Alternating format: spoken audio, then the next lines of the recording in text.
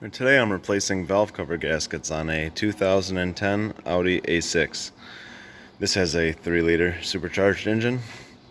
How I like to start this is just by cleaning everything off, just so I'm not knocking dirt around. And you can use a shop vac, or you can, depending on if there's a lot of dirt sitting on things, you can use a shop vac, or if it's just oily, spray it down with some brake clean or whatever solvent you like to use.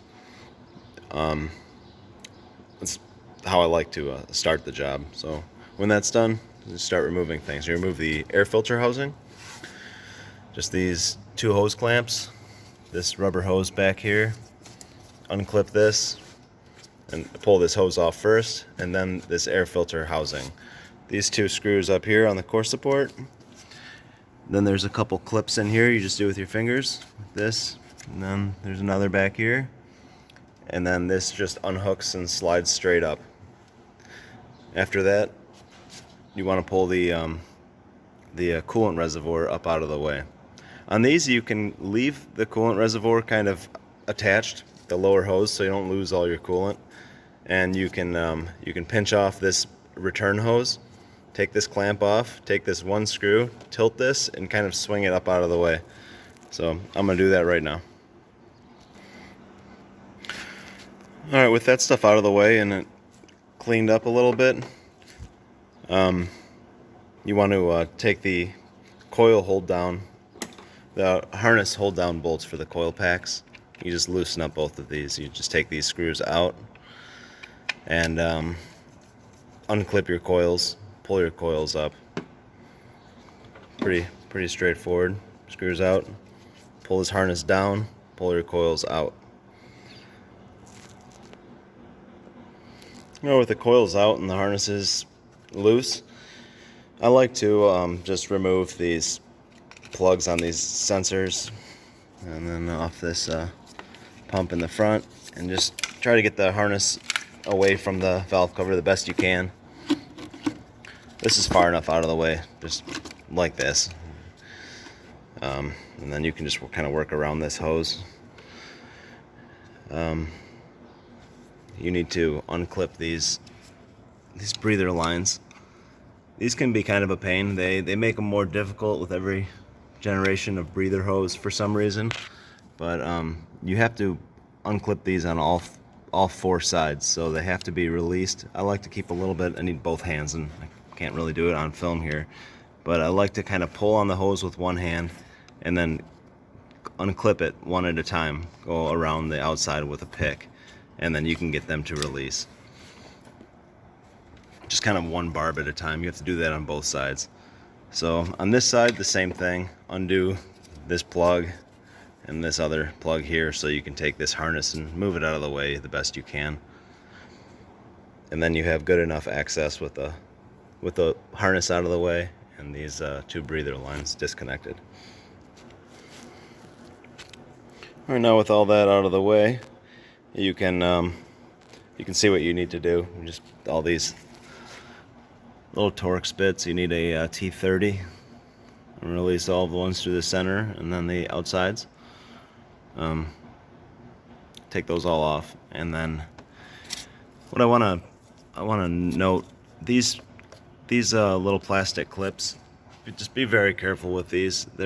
Whenever a car comes in that's been worked on, they seem to be broken, and you can't replace them unless you pull the supercharger up, and then you have to get down to the oil separator. That's where those go. So it's a pretty big job to replace these lines correctly, and it doesn't look good when you have tape, and it just doesn't look like the job was done professionally, and it wasn't. You have to be very careful. These do get brittle, so you have to be very careful with them, and just take your time, keep tension on them, and release each little barb separate. There's a couple different ways. I've seen other people actually make a little collar that they can slide underneath here that pushes up on it to release them all at once, which is a pretty slick setup. But if you don't have that, you can release these without breaking them if you're just careful. Another thing is these harness hold down bolts. They're always missing. Just put them back in. I know that the harness will stay in place on the coils without them, but it just doesn't. It looks again like the car has been worked on by by an amateur or something when they're missing and damaged. So put those back in and you'll feel better about the job when you're done. So I'm going to release these Torx bits, these Torx screws, and keep going. Right now that those screws are all loose, they stay captured, so they won't come out completely.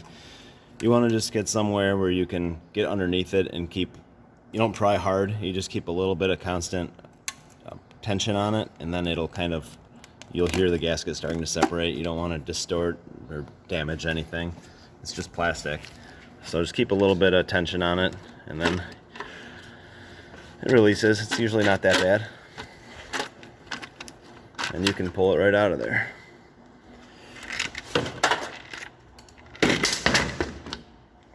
There it is. Alright, I'm going to take this whole thing to the parts washer and clean it real well. If you don't have a parts washer around, if you're doing this at home or something like that, you can just use whatever you have around. You can use brake clean or any kind of solvent. Just clean this the best you can. These gaskets get real hard and brittle, and that's why it's leaking to begin with. So you have to kind of get underneath it with a flat blade screwdriver or a pick and just slowly try to release it. It'll probably come off in a bunch of pieces. You see how this is all one piece. It's not supposed to be coming off like this, but just how it is. It's how brittle it is. So you have to make sure you get all of the rubber gasket, you know, that goes around these center bolts, all the coil holes here, and the whole perimeter. You have to release that whole thing and then clean it the best you can. Alright, now that this valve cover is clean, you want to just install the new gasket. Make sure when you're putting the new gasket on that you push these little grommets that hold these bolts. Make sure you push them through the gasket so that the gasket stays put. And then also make sure your gasket surface is clean on the engine side. Sometimes you'll see a bunch of oil buildup if the engine's been neglected. This one's actually not too bad at all. And you may be tempted to want to clean that and pick it and, you know, spray stuff and try to clean the camshafts the best you can. Just don't do it. It's not worth it. You're just going to knock stuff into your sump, and then it's going to get sucked up your pickup and cause a problem. The only way you're really going to clean an engine without doing a complete teardown is just slowly over time with crunching oil change intervals and stuff like that. You're not going to be able to do it manually, so don't even bother. Just clean the sealing surface the best you can without knocking stuff into your motor. You know, take a rag with some solvent on it and kind of push it away, you know, with your finger away from the perimeter, you know, when you're cleaning. And make sure this looks good. This isn't quite ready yet, but it will be in a minute. The rest of this job is pretty self-explanatory. You know, the gasket's all positioned on here. I made sure I pushed all these grommets through so that it held the gasket in place how it should be.